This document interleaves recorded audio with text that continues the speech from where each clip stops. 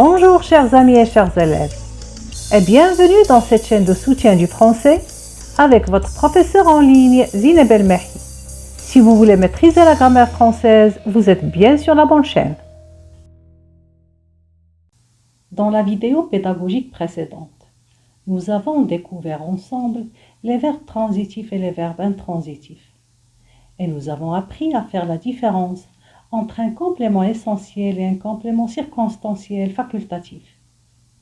Aussi, nous avons appris à distinguer le complément d'objet direct du complément d'objet indirect. Aujourd'hui, je vous propose de connaître la nature du complément d'objet direct et sa place dans la phrase. Et pour commencer, il convient de déterminer tout d'abord les objectifs à atteindre à la fin de notre leçon. Repérer le complément d'objet direct dans une phrase, être capable de connaître la nature du complément d'objet direct et enfin connaître sa place dans une phrase. À la fin de cette vidéo, je vous propose des exercices pour mettre en pratique ce que vous avez appris. Et pour créer un lien entre les différentes leçons, nous débuterons par un rappel des notions du cours précédent. Les verbes d'action peuvent être classés en deux catégories, les verbes transitifs et les verbes intransitifs. Le verbe transitif exprime une action qui s'effectue sur une personne ou une chose. Il se construit avec un complément d'objet. Il est transitif direct s'il a un complément d'objet direct, et transitif indirect s'il a un complément d'objet indirect.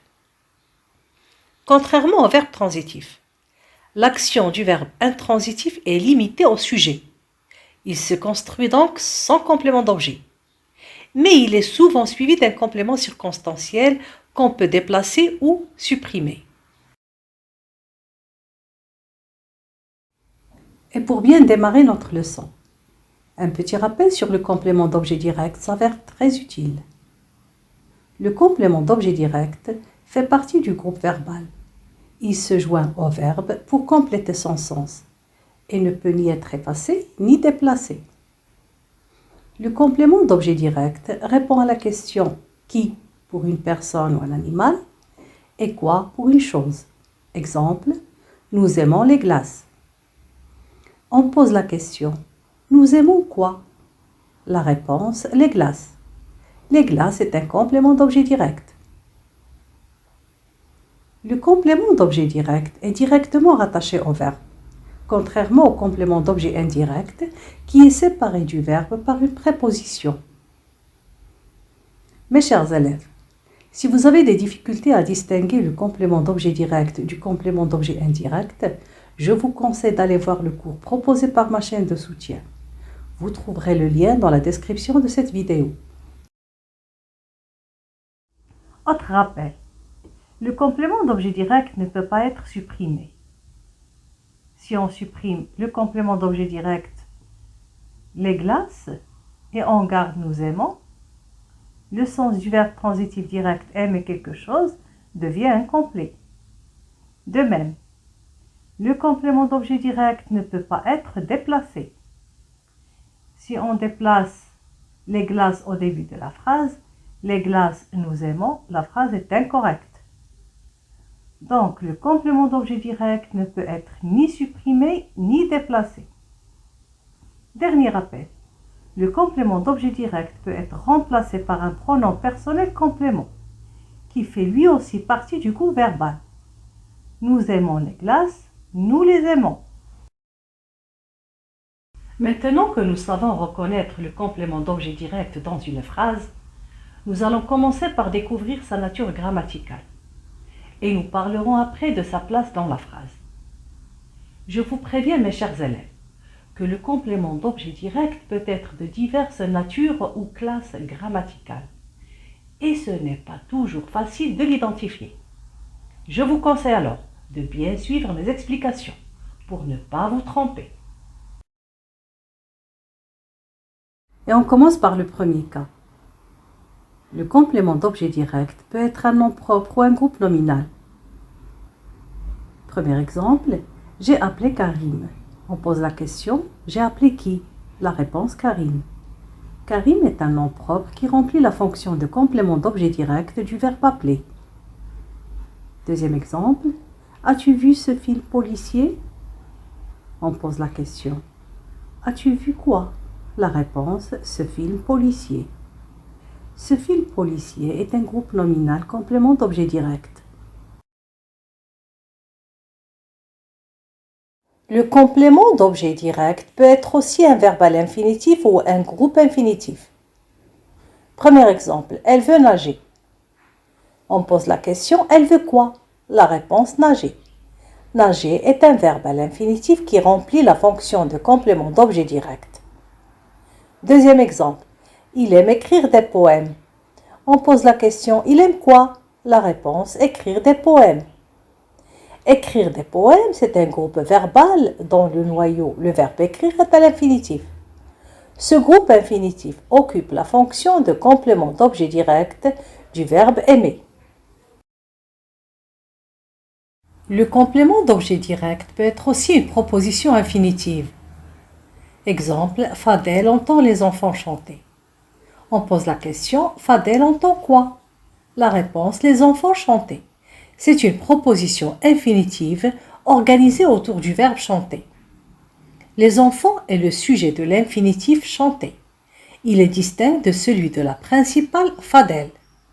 La proposition infinitive, les enfants chanter, est complément d'objet direct du verbe de la principale entend. Deuxième exemple. Nadia emmène le chien se promener. On pose la question, Nadia emmène quoi? La réponse, le chien se promener. Cette proposition infinitive a pour noyau le verbe se promener qui est à l'infinitif et qui a un sujet propre, le chien. C'est le chien qui se promène. Le verbe emmène a pour sujet Nadia. La proposition infinitive, le chien se promener, est complément d'objet direct du verbe de la principale emmène. Le complément d'objet direct peut être aussi une proposition introduite par la conjonction de subordination que. Exemple, j'espère que vous avez terminé. On pose la question, j'espère quoi? La réponse, que vous avez terminé. Cette proposition est le complément d'objet direct du verbe espérer. Autre exemple, je crois qu'il fera beau. Qu'il fera beau est le complément d'objet direct du verbe croire. Le complément d'objet direct peut être aussi une proposition introduite par un mot interrogatif. Exemple, je me demande pourquoi tu es triste. Il ne sait pas si tu viendras. Elle ne comprend pas ce qui s'est passé. J'ignore quelle heure il est. Comme vous pouvez le constater, dans ces 4 exemples, le verbe de la principale exprime l'interrogation ou l'ignorance. Se demander, ne pas savoir, ne pas comprendre, ignorer. Et la proposition subordonnée vient compléter le verbe de la principale. Elle est introduite par un mot interrogatif, pourquoi, si, ce qui, quel, et on a utilisé un point à la place du point d'interrogation. La proposition complétive, interrogative, occupe dans la phrase la fonction de complément d'objet direct. Bien sûr, il y a d'autres termes interrogatifs, combien, comment, quand, où, de qui, de quoi, quand, etc. Sur le même principe, il existe des propositions subordonnées exclamatives. Exemple, écoute comme cette musique est douce. J'admire combien elle est élégante. Quel beau manteau tu as. Regarde ce qu'elle est charmante. Ces propositions sont introduites par des mots exclamatifs, comme combien, quel, ce que. Et bien sûr, il en existe d'autres.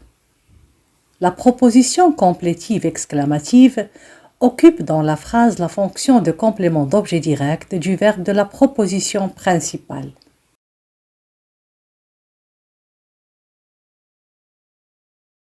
Le complément d'objet direct peut être aussi un pronom personnel.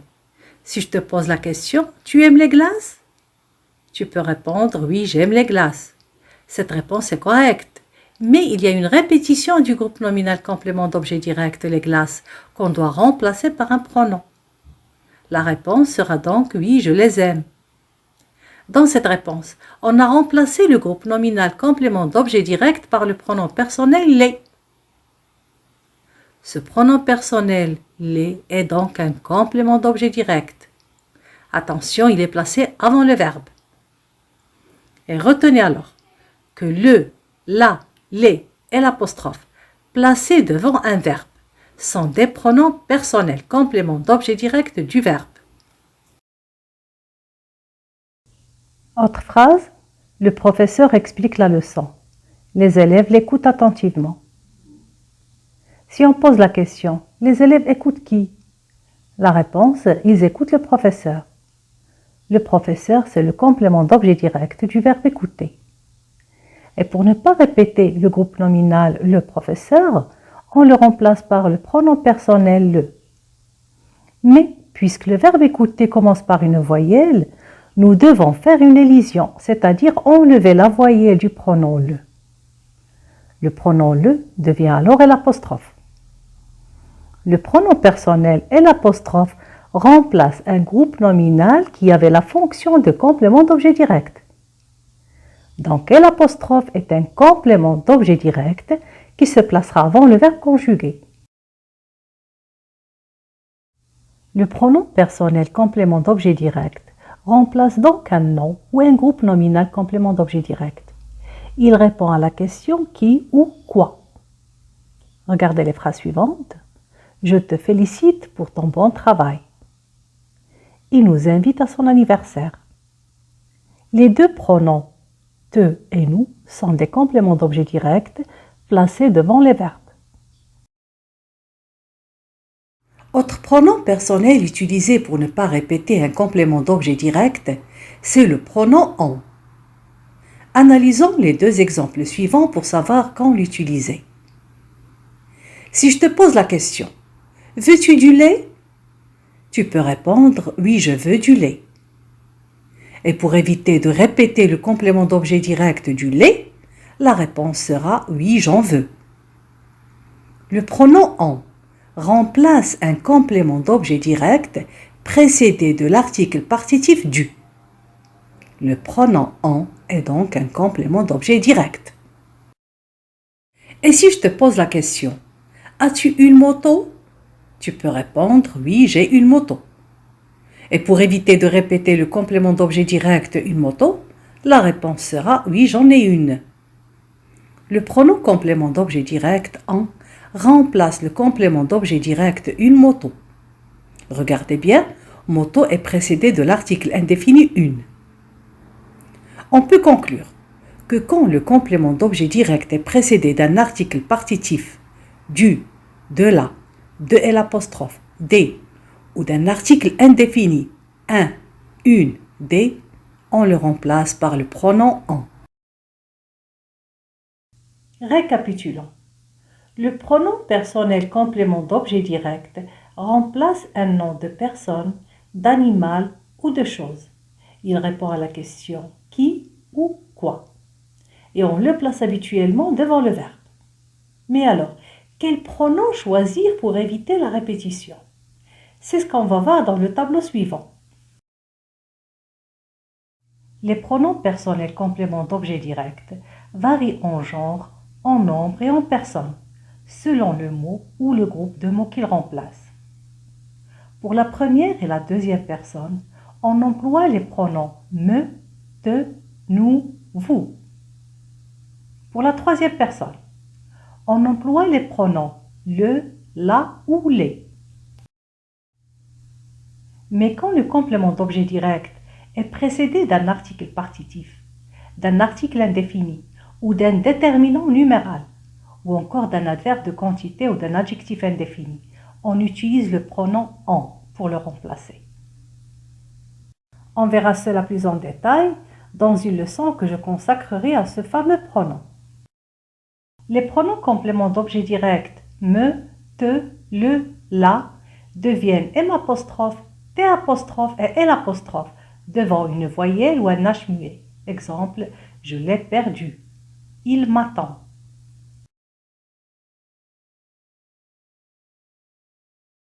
Comme le pronom personnel, les pronoms démonstratifs et possessifs peuvent aussi remplir la fonction de complément d'objet direct. Exemple, de tous ces tableaux, je préfère celui-ci. Le pronom démonstratif celui-ci répond à la question quoi. Je préfère quoi. Le pronom démonstratif celui-ci est complément d'objet direct du verbe préféré. Tu connais mes amis, mais je ne connais pas les tiens. Le pronom possessif les tiens répond à la question qui. Je ne connais pas qui. Il est donc complément d'objet direct du verbe connaître. Autre pronom complément d'objet direct, le pronom relatif. Exemple, le film comique que tu as choisi est bon. Le mot que remplace le film comique, c'est un pronom relatif.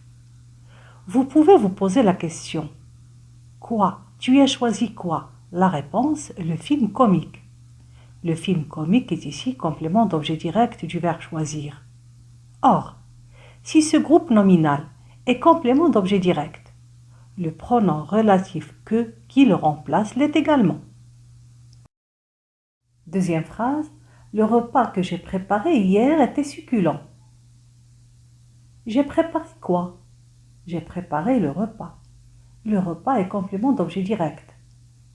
Le pronom relatif que remplace le complément d'objet direct le repas.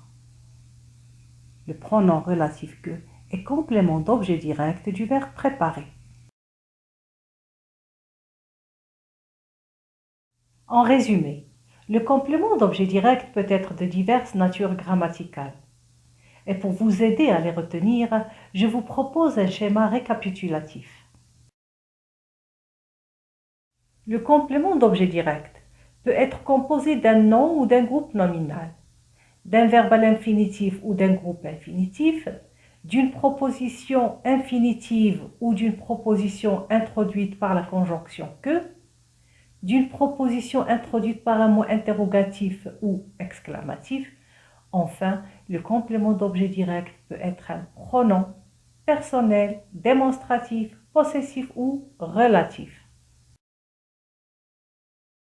Mes chers élèves, maintenant que vous savez identifier le complément d'objet direct dans une phrase ainsi que sa nature, nous allons voir sa place dans la phrase. Faut-il le placer devant ou après le verbe qu'il complète? Le complément d'objet direct se place après le verbe dans les cas suivants. S'il est un nom ou un groupe nominal, la maîtresse interroge les élèves. Un verbe à l'infinitif ou un groupe infinitif, l'homme préhistorique savait allumer le feu. Une proposition. Je crois que tu as raison. Aussi, le pronom complément d'objet direct se place après un verbe à l'impératif affirmatif. Aidez-les.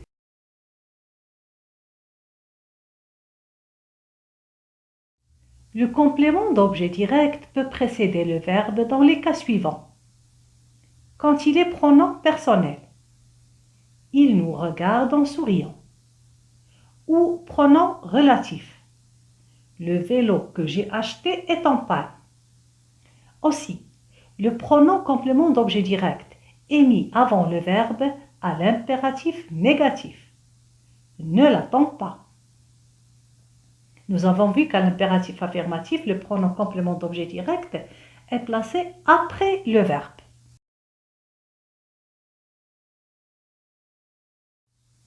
On peut trouver le complément d'objet direct avant le verbe dans les phrases interrogatives avec inversion du sujet et du verbe.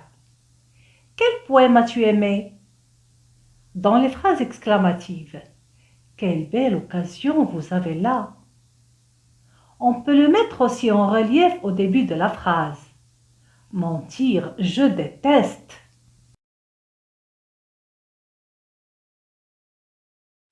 Mes chers élèves, avant de passer aux exercices d'application, je vais vous faire un bref récapitulatif sous forme de graphique et qui résumera bien ce qu'il faudra retenir de cette leçon. Le complément d'objet direct suit généralement le verbe, mais il peut être placé avant. S'il est un nom ou un groupe nominal, un infinitif ou un groupe infinitif, une proposition, il se place après le verbe. Le complément d'objet direct précède le verbe quand il est pronom personnel ou pronom relatif, quand il est dans une phrase interrogative ou dans une phrase exclamative, et quand il est mis en relief en tête de phrase. Mes chers élèves, nous arrivons à la fin de cette vidéo. C'est maintenant votre tour de mettre en pratique ce que vous avez appris. Bon courage! Dans cet exercice, je vous demande de repérer le complément d'objet direct et de préciser sa nature ou sa classe grammaticale. Commencez par bien lire les phrases et posez la question adéquate pour trouver le complément d'objet direct. Je vais vous donner un petit peu de temps pour réfléchir. Si c'est trop rapide, appuyez sur le bouton pause et réfléchissez tranquillement. Une fois terminé, relancez la vidéo et vérifiez.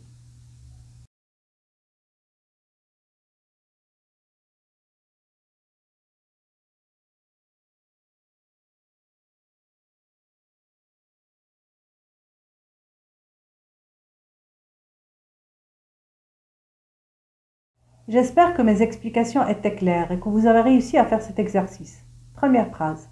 Nous cueillons les fraises. On pose la question. Nous cueillons quoi? La réponse, les fraises.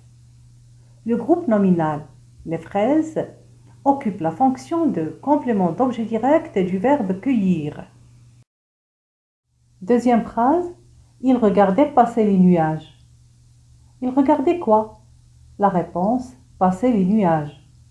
C'est une proposition infinitive qui a pour noyau le verbe passer à l'infinitif et qui a son propre sujet, les nuages.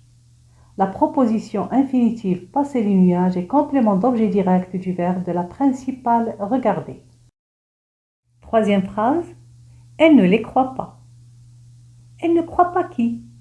La réponse les. Le pronom personnel les est donc complément d'objet direct du verbe croire. Quatrième phrase. Jana veut faire du sport. Elle veut quoi? La réponse, faire du sport. C'est un groupe verbal dont le noyau, le verbe faire, est à l'infinitif. Ce groupe infinitif occupe la fonction de complément d'objet direct du verbe vouloir. Quelle chance vous avez! Vous avez quoi? La réponse, quelle chance! C'est une proposition exclamative qui remplit la fonction de complément d'objet direct du verbe principal avoir. Sixième phrase. J'imagine que tu es fatigué. J'imagine quoi? La réponse, que tu es fatigué. La proposition introduite par la conjonction que remplit la fonction de complément d'objet direct du verbe principal imagine. Dernière phrase. Je me demande pourquoi je suis ici. Je me demande quoi? La réponse, pourquoi je suis ici, c'est l'objet de la question. Cette proposition introduite par le mot interrogatif pourquoi est le complément d'objet direct du verbe se demander.